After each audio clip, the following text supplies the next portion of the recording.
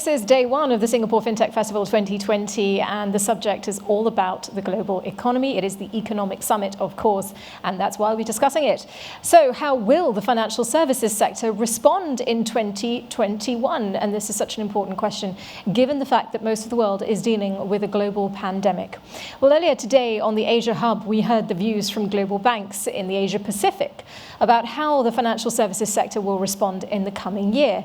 And we're going to continue this theme now with a broader view on how the financial services sector is going to respond in the months ahead. We want to bring back Professor Olayinka David West, together with a panel focusing on the banking outlook. So joining her on this one, Uday Kotak, who is the Managing Director and Chief Executive Officer of Kotak Mahindra Bank, and Aiman Ezzat, who is the Chief Executive Officer at Capgemini Group. Over to you. Thank you, and it's great to be back again. And I have a different panel this time around, and we're going to be looking at how will financial services sector respond in 2021. And in this session, we're going to attempt to answer three questions. What are the changes in cross-border activity that we're witnessing during this pandemic period? And then the second question is, how will the financial sector respond? And then the third question we're going to look at is, what are the priorities and trade-offs that we need to be making? And our panelists will share insights across several dimensions, both from the industry and operator perspectives. So let's start with Mr. Kotak. Uday, can you speak briefly about the changes affected by the COVID-19 pandemic, both domestically and internationally? Good afternoon, good evening, good morning. The way I see it is COVID-19 has definitely changed the principle around making geography history.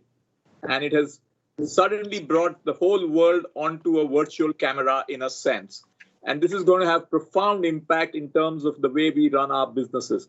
Yes, I understand the importance of physical meetings, building client confidence, but with geography becoming history, I do see some very fundamental and structural shifts in financial services, leading to significantly lower operating costs and a lot more activity moving digital in a leapfrog, fast-forward manner.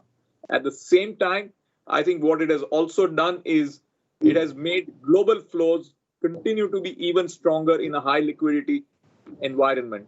And therefore, the combination of significant cross-border flows across different parts of the world, combined with a significant fundamental change in business model of financial services, we are in for a very exciting, challenging roller coaster ride. Okay, great. So what you're telling us is that we're just starting, so we should fasten our seatbelts in getting started. So, Aiman, why don't you tell us, in the APAC region and other markets that you serve, what are the global trends that you're seeing? Yeah, I think the first thing to look at is basically the banks have really robust regulatory structure. So for this crisis compared to the financial crisis, they are well capitalized today to emerge quite resilient from the 2021 crisis. You know, the US bank stress predicted that the bank failures rate due to COVID-19 is significantly lower, around 1.5%, compared to the financial crisis, where it was around 5.3%. And the European Supervisory Board tested 86 banks and concluded that the banks are well positioned to manage the crisis, which I think is very important, you know, if you remember what happened a bit more than 10 years ago. However, I think there will be the issue of the non-performing loans, because they're likely to surge due to the economic challenges faced by industries and consumers alike. Weak earning potential due to the low interest rates, income environment, and the surging cost of running the bank, you know, due to the pandemic, are deterring some banking investment today. But today is also a very important time for digital investment towards making banks more lean, agile, and responsive, while also creating new business frontiers. Large banks are digitally active. So I think a lot of the large banks are well positioned. I think it's more the next tier banks that need more digital maturity as the new age players are coming into their market share. On the Asian banks, it's not different, but we have seen them recovering faster from COVID, which is positive. And also a significant trend we see in Asia Pacific and India in particular has been the rapid development of open banking platforms using APIs to reinvent all the banking services area. Okay, great. So what you're both telling me is that basically banks need to catalyze. The whole digital transformation has been catalyzed by the pandemic, but then again, different banks are at different levels of preparation in general. So when we talk about the digital transformation progress, we know that the larger banks are better able to do it than the smaller banks. But I want to sort of segue to the new kids on the block, which are the fintechs that are coming in as well. Do you see these as significant in terms of changing the landscape and changing the way we think about banking in general? And let me start with you, Aiman. Then I'll come to Uday because he's an operator. Sure. Listen, there is no surprise about the arrival of the new entrants, right? We expected them. They bring in proximity to customers and access to the daily lives. This attracts the fintechs to the banking industry, of course.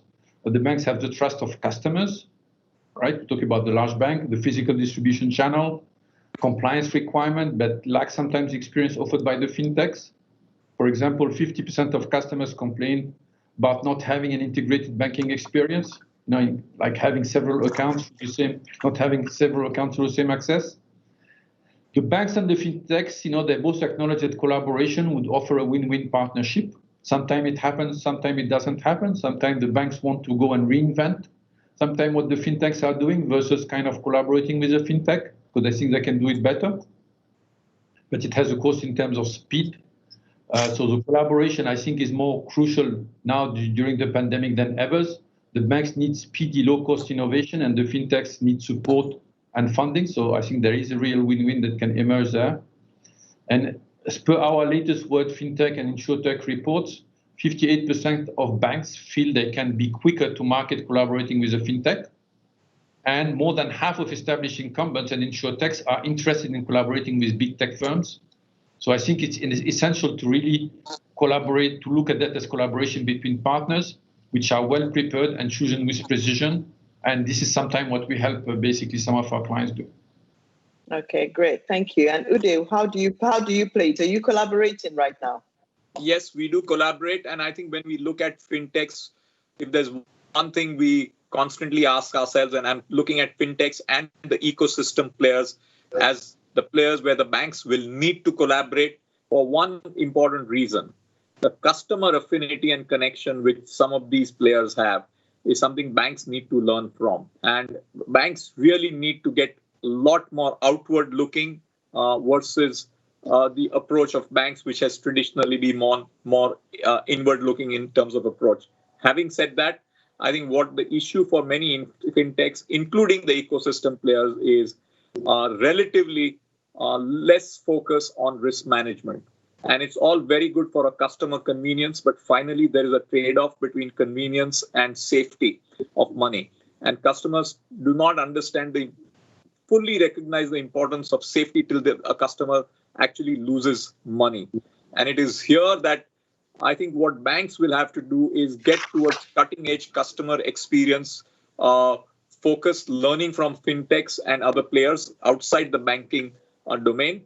At the same time, the importance of risk management, security, resilience are going to be even more critical for the future. And therefore, when I think as a practitioner, one of the lessons in the COVID era, which we are very focused on, is to dramatically increase the resilience of our technology and systems, because that is something we think is going to be critical in the future.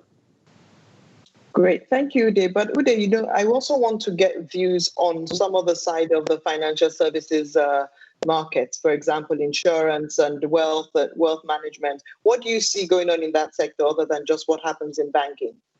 We do believe that wealth management, asset management, insurance, securities are very big growth areas. And in a very interesting way, COVID-19 has fast forwarded the growth in some of those businesses. When I look at our securities business, for example, including retail securities, thanks to digital and everything, the volumes are up nearly double compared to what they were a year ago. And this is telling us that there is something which is changing in customer behavior in the digital world in some of these areas. I also see a very significant increase in all the areas of non-bank services at a scale and speed much faster than before.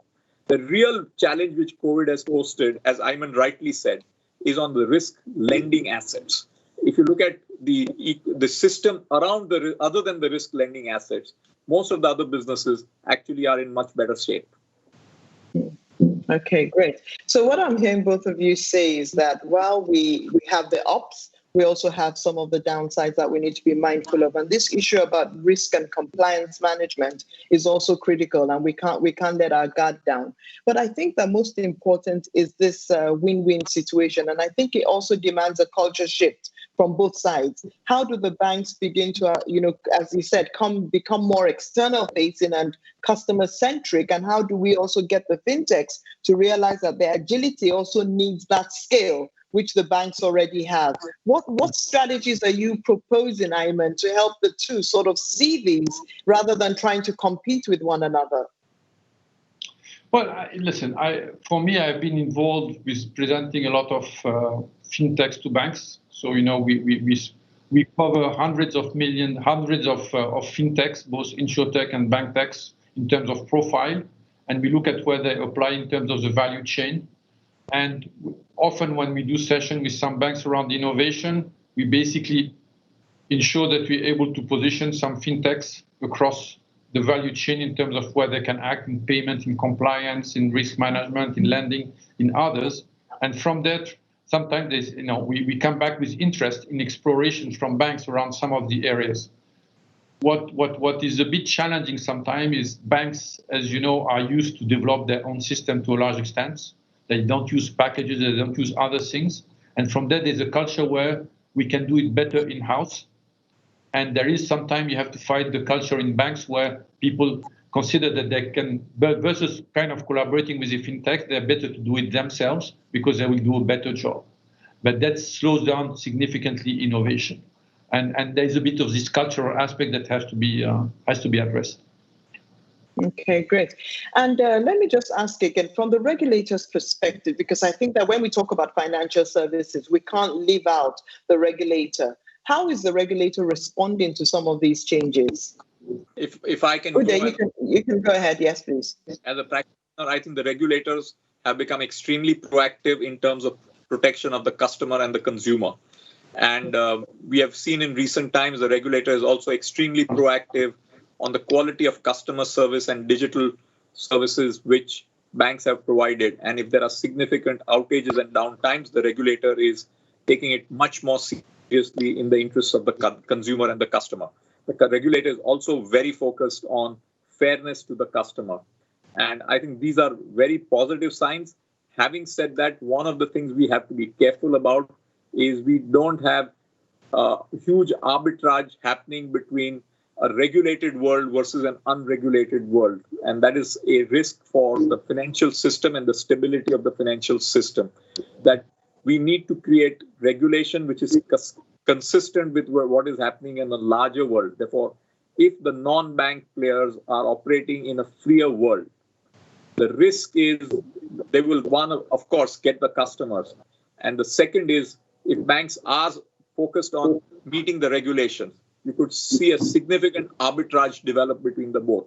Therefore, it is important that what is good for the customer is also seen by the customer as what is good for him or her.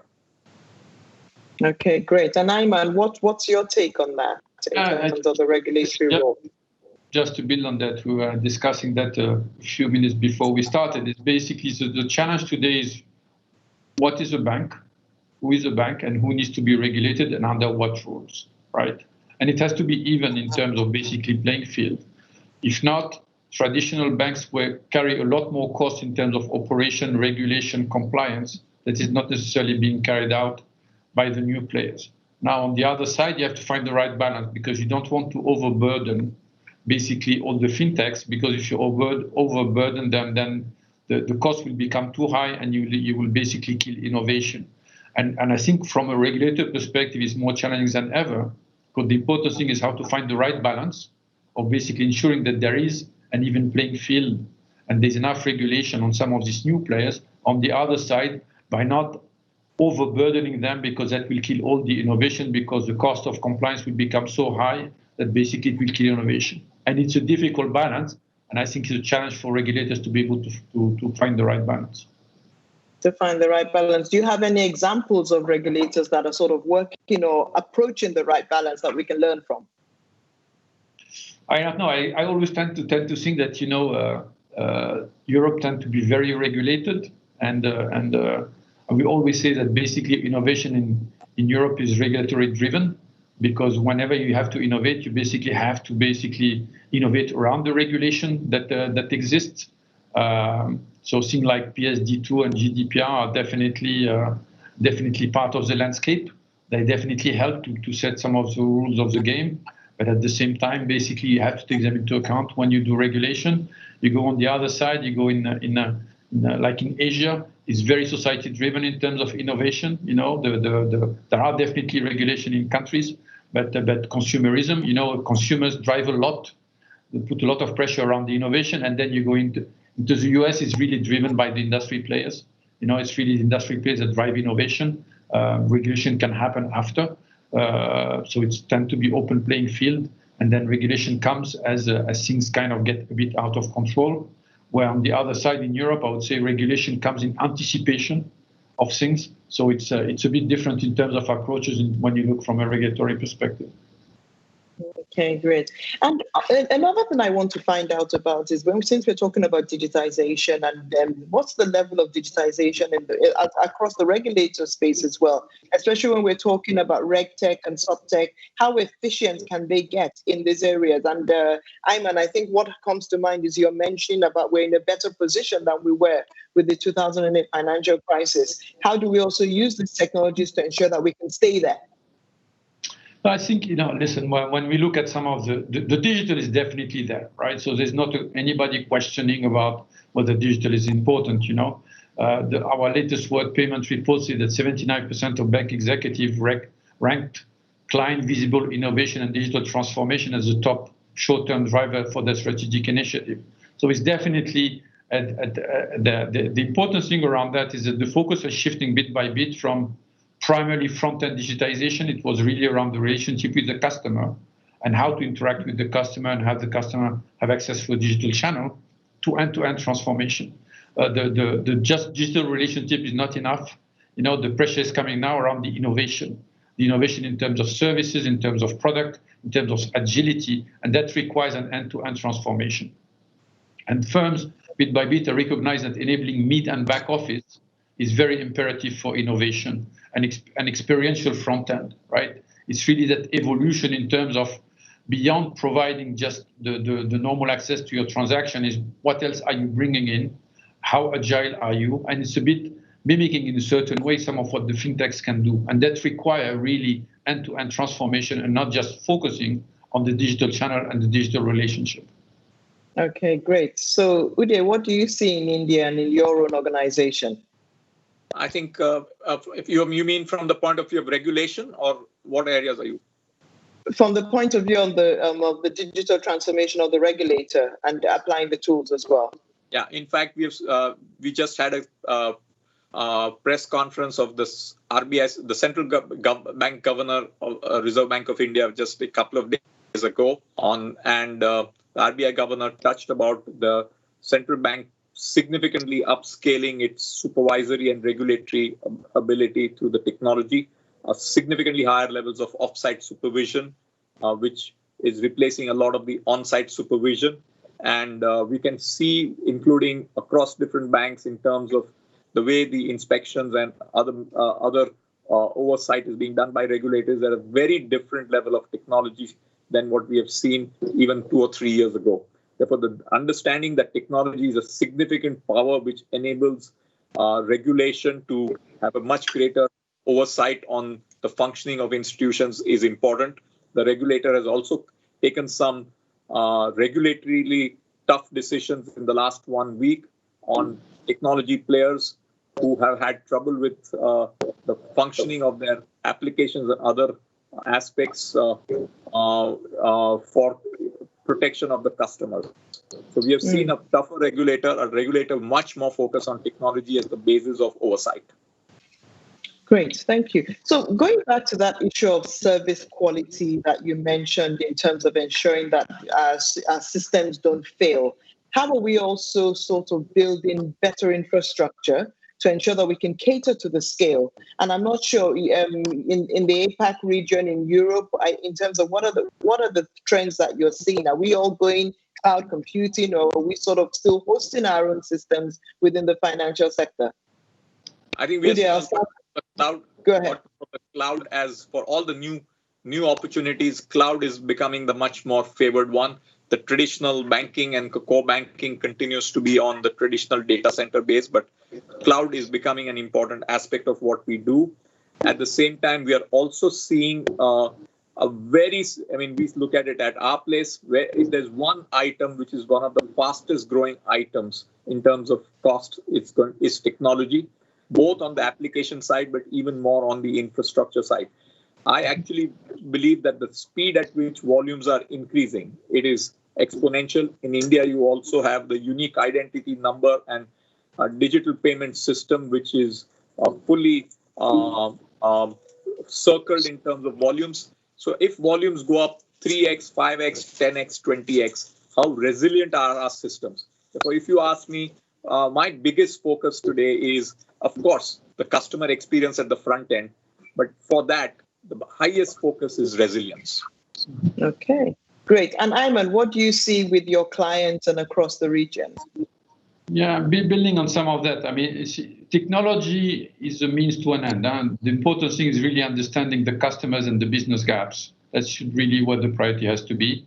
The firm must move from offering services to becoming really intelligent enterprises. So what we see a lot is basically offering, of course, like omni-channel with highly personalized set of engagement opportunities for each customer. So the innovation needs to drive three things: customer centricity, so delivering a seamless experience through digitization and being an invisible part of a customer's life in a certain way, right? You have to melt down into his environment. The second thing is cost and agility, leveraging data and technology to drive cost transformation, in particular with cloud and remote working solution. And with that, of course, all the aspects around resilience that Mr. Kotak just talked about. And the last one is the readiness for the future. Move towards being an open and agile with a bank with open ecosystems, notably with the APIs. And we're actually launching on Wednesday, if I can do a little bit of marketing, our pioneering intelligent banking report in Singapore, basically around all the concept of intelligent bank, which is moving from a digital bank to the next level, which is the intelligent bank. Okay, so you're using a lot of technology in driving that intelligent banking. So generally, from what I'm hearing, gentlemen, the banks are responding. The banks are using the digital tools. They're looking at how they can innovate around the customer. They're building the solutions on the platforms and leveraging cloud, leveraging artificial intelligence and other digital solutions. So what are the big priorities, and how do we begin to sort of taper down these priorities, especially, Aiman, as you mentioned, this issue about readiness for the future. So we know in hindsight what 2020 offered, right? We don't know what 2021 is going to bring. So how do we begin to future-proof ourselves, and what are the priorities that you see financial services sector should be getting ready for right now? I'll start with you, Uday, since you're in the hot seat right now. What keeps you up at night, and how are you thinking about the future? The way I would look at it is, at Kotak, the number one job is customer, and customer acquisition. Historically, our acquisition of customers was much more through the deposit franchise. So get a customer, get them to open a savings account or a current account or a deposit account, and then gradually build the customer across a whole range of products. We have now very clearly focused on getting customer across different grades. So we have a very significant tool which we are already having in place, which is called 811, which is post-demonetization in India. We had a digital bank account. Therefore, any customer anywhere in India can open a bank account with KYC through the unique identity number in 3 minutes. And we are really getting a lot of customer accounts opened across different products. In addition to deposits, now also through asset products, credit cards, and various other segments. So that is our focus number one: acquire customers and grow the franchise as 1.2 billion people want to get banked. Simultaneously, at the same time, there are 4 areas of potential customer engagements in business segments. One is payments, deposits, loans, and fees. The area where I think the biggest pressure from the digital players is coming is in the payment space. And that is one place we are trying to figure out how we can do our counter moves. So that is on the one side. On the other hand, as between deposits and loans, as interest rates drop, the importance of getting an asset franchise and getting it ticking faster is a key priority. And the importance of fees, including distribution products like insurance, asset management, and other products, get even significantly more important.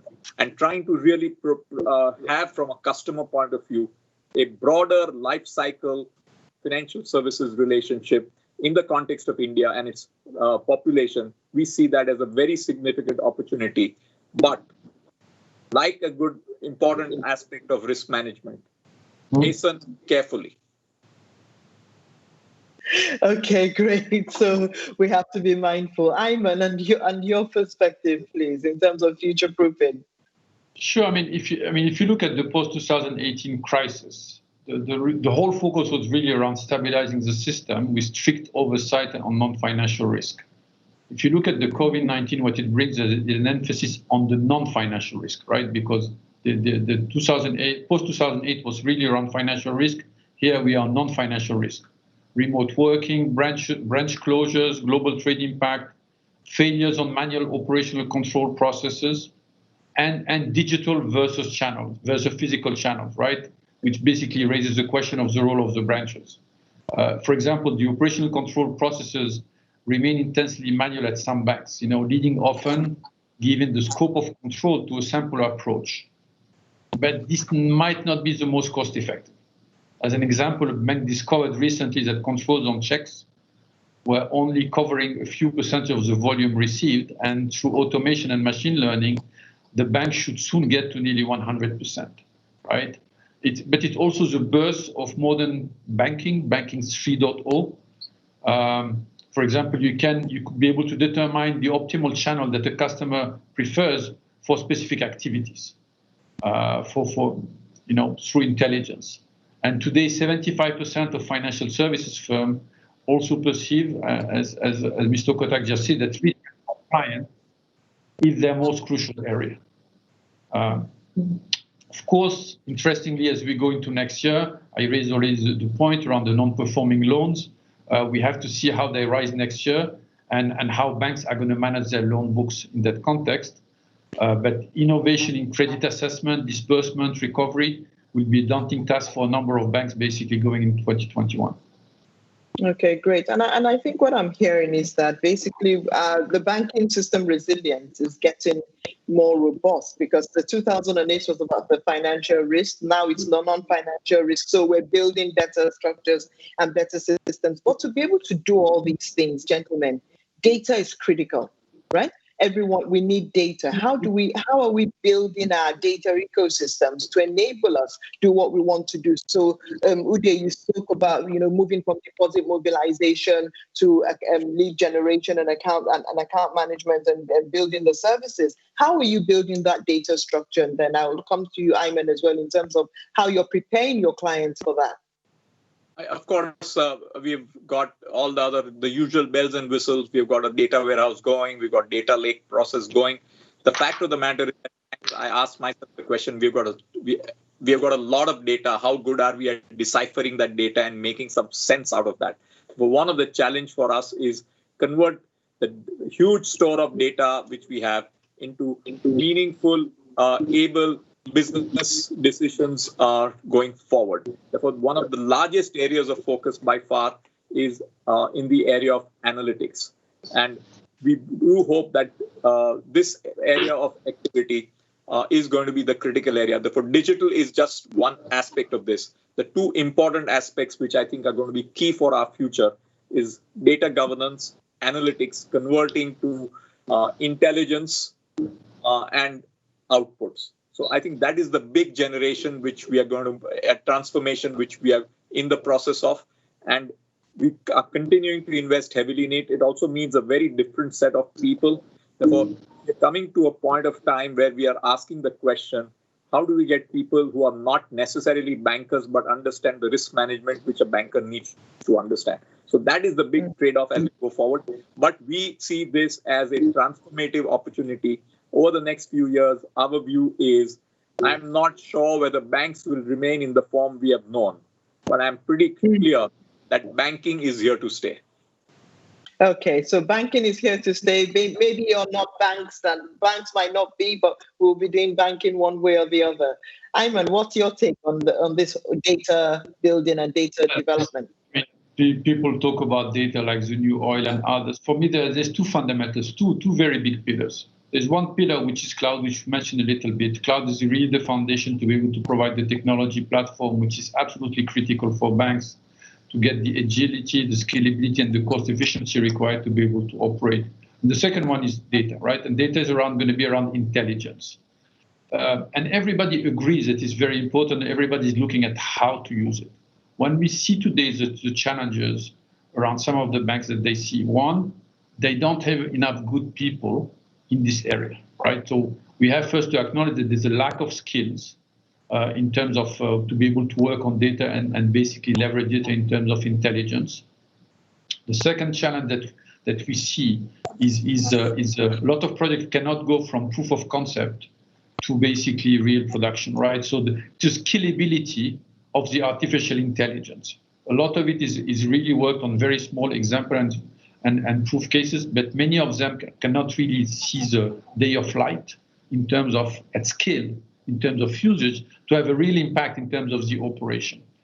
And the last one is often on some of these projects, the ROIs are not very good. So the cases chosen are not necessarily the right ones, and they don't necessarily provide the ROI. So the important thing as we look at some of these projects is, for me, how we're going to gain bit by bit maturity around data and around intelligence, the same way that maturity was gained around digital, right? If I remember the first phases around mobile apps banking, which were very small, apps, very small development costs to be able to provide proof of concept and some interfaces for clients. We're moving today in a world where you really need to gain basically intelligence around data, and you need to get maturity. You have to infuse basically AI in the bank and to make it AI at scale over time, and that requires some time. But so there needs to be quite a bit of investment in terms of people and in terms of talent to be able to drive really data in the way that Mr. Kotak talked about, in terms of how we're able to make the bank really intelligent and leverage data. So what I'm hearing both of you say is that other than just having the technology side, we still need to develop the organizational side as well. And even some organizational cultural shift, because being a data-oriented organization is totally different to just using digital tools and digital services. And then also building out the skills, both the technical skills as well as the managerial and business skills as well, to leverage the data that we're producing and answering the questions that we want to see in the market to enable us access new markets or grow new products and services. I think, am I correct in what I'm hearing? So we still have a lot of work to do from what Aiman is saying, because it's another journey that we're embarking on now. Absolutely. Great. Okay, so there's something that always I want to bring up, which is related to this issue about gender and gender equity within the space. So basically, what strides are we making to ensure that we get more women on boards and in executive levels, or is it just something that we're going to continue talking about? What's going on in the marketplace, Aiman, in what you see, and Uday, what are you doing with your own organization? So, it's clear to see that basically the gender diversity remained an issue in many industries, including in ours, in the tech industry. The female representation in board and executive committees has increased definitely in the last 15 years, but it's still not enough. Citigroup is probably the first US mega bank to announce a female CEO.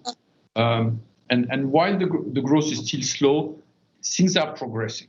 The challenge really around that is a lot of the focus, I see it across industry, true as well in banks, the focus has been around trying to hit some ratios in the boards, looking at the executive ranks, But this only can address so much of the challenge around diversity. The question is really, and what the thing we're looking at and what the bank should be looking at is how do you build diversity through the ranks?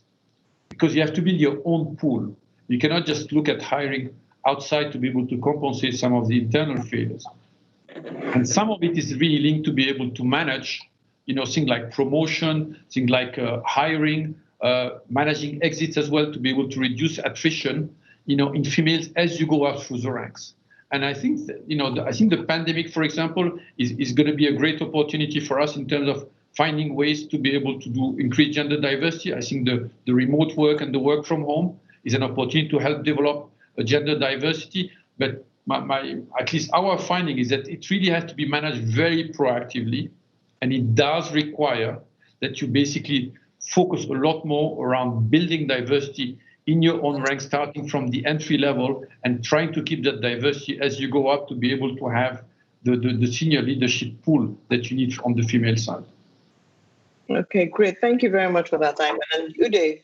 Yeah, I think my view is COVID-19 is a game changer for diversity. And the fact that we can work from home effectively, the fact that we can work flexi hours is a game changer.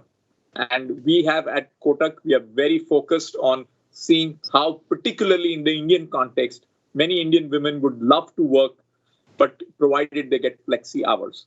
And we are actually seriously working on how we can make this as a part of normal operations of the firm well beyond COVID.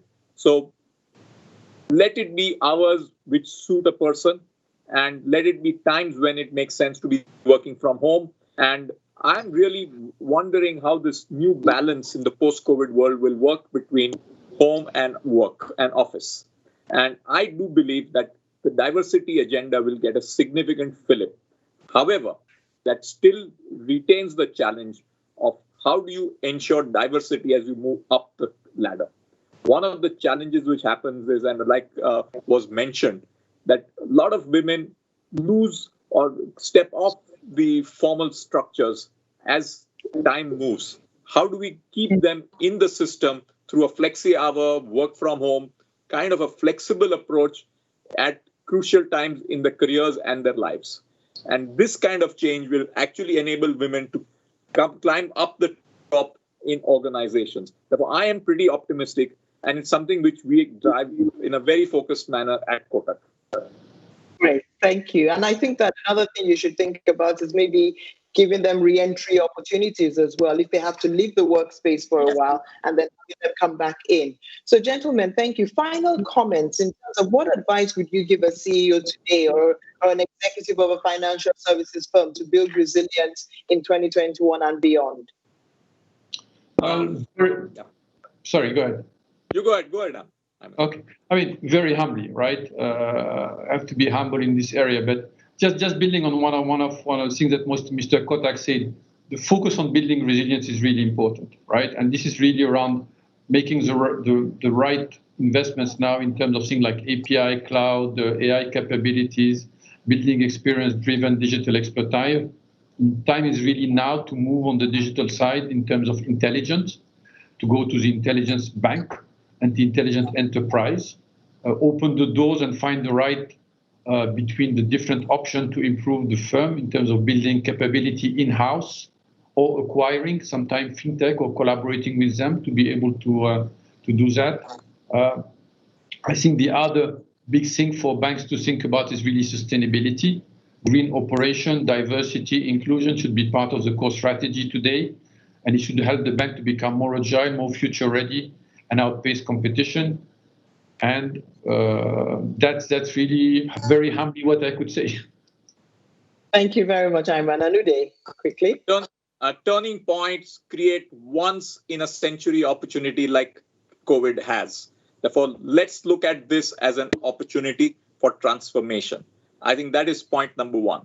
Point number two is think about driving a car. Look at the windshield in front.